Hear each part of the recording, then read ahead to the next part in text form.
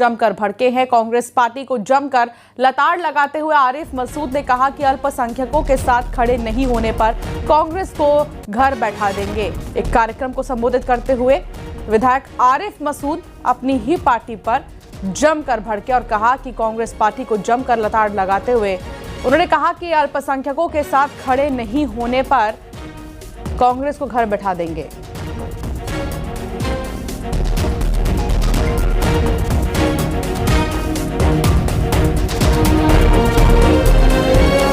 तो आरिफ मसूद आखिर क्या कहना चाह रहे थे, ये बेहतर वही समझेंगे क्योंकि वो अपनी ही पार्टी को जो है कहते हुए नजर आए।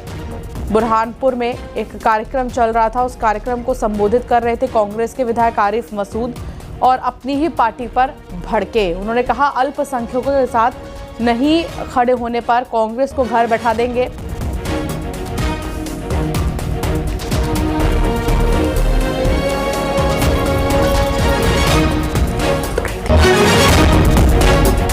तो कांग्रेस पर आरिफ मसूद जो है भड़के हैं बुरहानपुर से और एक कार्यक्रम यहां पर आयोजित किया जा रहा था, संबोधित इसको वो कर रहे थे और उसके बाद अपनी ही पार्टी पर भड़कते नजर आए।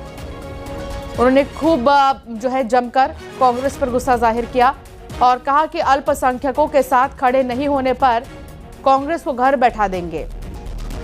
दूसरी तरफ संविधान कुचलने की बात पर भी, संविधान कुचलने पर कांग्रेस को सड़क पर उतरना ही पड़ेगा, उन्होंने कहा। घर बैठे रहो। मैं कांग्रेस के लोगों से भी कहना चाहता हूं कि आप भारतीय जनता पार्टी के खौफ में ना आए। कांग्रेस के नेताओं को भी मजबूती के साथ हमारे साथ हर मरहले में खड़े होना चाहिए। अगर आप हमारे साथ खड़े नहीं होगे तो ये याद रख लेना कि जो आपके दौर की कांग्रेस है, इसमें अगर आज आप एक एक शख्स के साथ खड़े नहीं हुए तो कल आपको फिर परमानेंट हम घर बिठा देंगे, ये भी याद रख लेंगे। ये नहीं होगा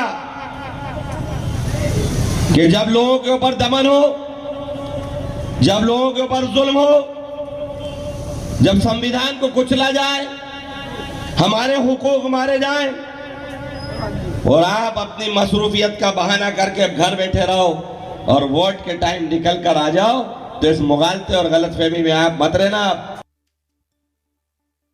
गणेश कुमार संवाददाता हमारे साथ जुड़ गए हैं। गणेश, आखिर आरिफ मसूद कहना क्या चाह रहे थे? क्या वो अपनी ही पार्टी के कामकाज से खुश नहीं है?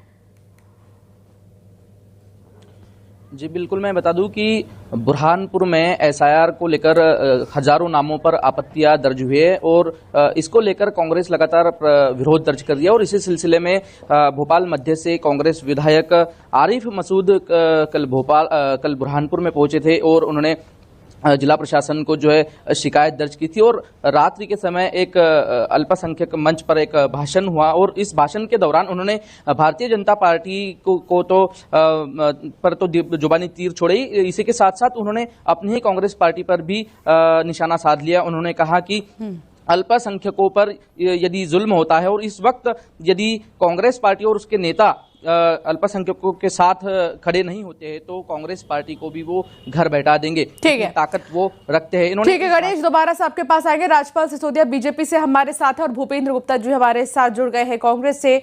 भूपेंद्र जी, सबसे पहला रिएक्शन आपसे ही लूंगी। आरिफ मसूद ऐसा क्यों कह रहे हैं कि अल्पसंख्यकों के साथ कांग्रेस नहीं है और अगर नहीं है तो घर बैठना ही सही है? आरिफ मसूद ये कह रहे हैं। दूसरा, उन्होंने संविधान कुचलने की बात पर भी कहा कि कांग्रेस को सड़क पर उतरना ही पड़ेगा।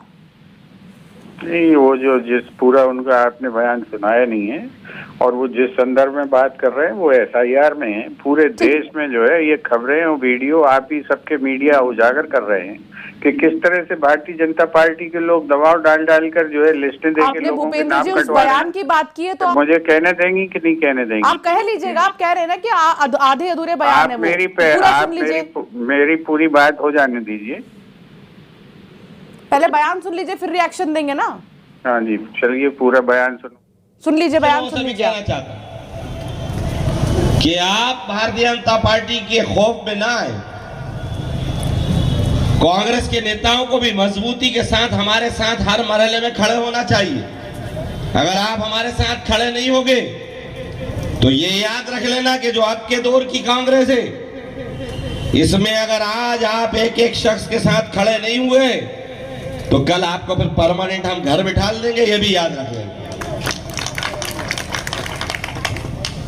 ये नहीं होगा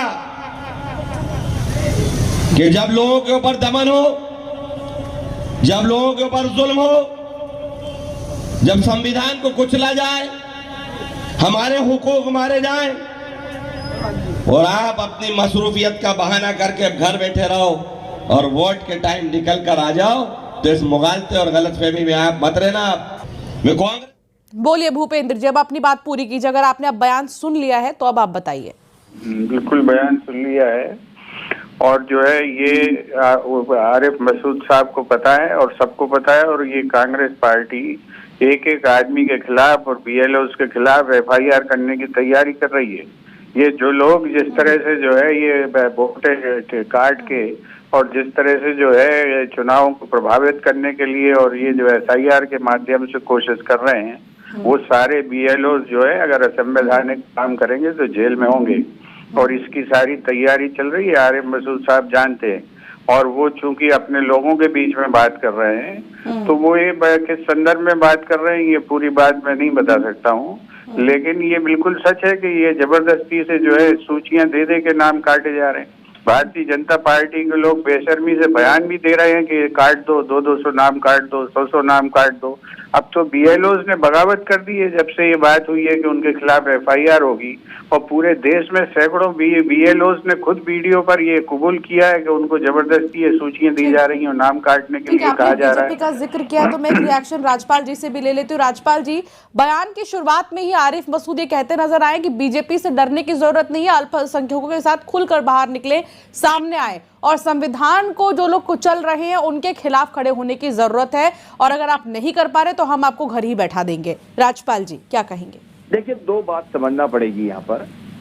पहली बात ये कि अभी भूपेंद्र जी कह रहे हैं कि वो अपनों के बीच में थे, यही तो हम कह रहे हैं लंबे समय से कि डेमोग्राफिक चेंज जो हो रहा है, जहाँ पर जैसे बुरहानपुर है मध्य प्रदेश का, तो डेमोग्राफिक चेंज है वहाँ पर जिस वर्ग के बीच में अपनों के बीच में अंदाजा नहीं है कि वहाँ की डेमोग्राफी सबसे क्या है।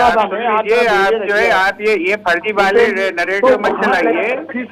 वहाँ की डेमोग्राफी कब से कैसी है ये पता कर लीजिए पहले। पिछले जो है जब पटवा जी के टाइम का भी डेमोग्राफी निकाल लेना और उसके बाद जो है सकलेचा जी के समय की भी डेमोग्राफी निकाल लेना। अगर आप पढ़े लिखे हैं तो आपको समझ में आ जाएगी। हम बुरहानपुर में सुन रहे हैं, आप सुन लीजिए। पटवा जी के समय की डेमोग्राफी निकाल लीजिएगा और सकलेचा जी के टाइम की निकाल लीजिएगा, कैलाश जोशी के टाइम की डेमोग्राफी निकाल लीजिए, फिर उसके बाद तुलना कर लीजिए।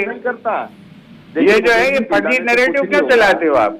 चिल्लाने से कुछ नहीं होगा। अरे चिल्ला नहीं रहे भैया, हम तो आपको ये कह रहे हैं कि आप जो है पटवा जी के समय की डेमोग्राफी निकाल लो और सकलेचा जी के समय की डेमोग्राफी निकाल लो और कैलाश जोशी के समय की डेमोग्राफी निकाल लो और आज से तुलना कर लो।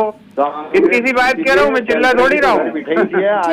जैसे लोग कांग्रेस को परमानेंट, अरे भैया आप कांग्रेस को छोड़ दीजिए, तो अभी आप जो कह रहे हैं उसको मेरी जो नहीं घर के बाहर निकल पा रहे हैं, जो नहीं साथ दे पा रहे हैं। हालांकि अब ये जैसे कि भूपेंद्र जी आप कह रहे थे कि वो अपने लोगों के साथ में मौजूद थे, तो उनके दिल में क्या है तो वही बेहतर बता पाएंगे। आप दोनों का ही बहुत शुक्रिया हमारे साथ जुड़ने के लिए और अपनी राय रखने के लिए। जांजगीर चांपा से खबर आ रही है।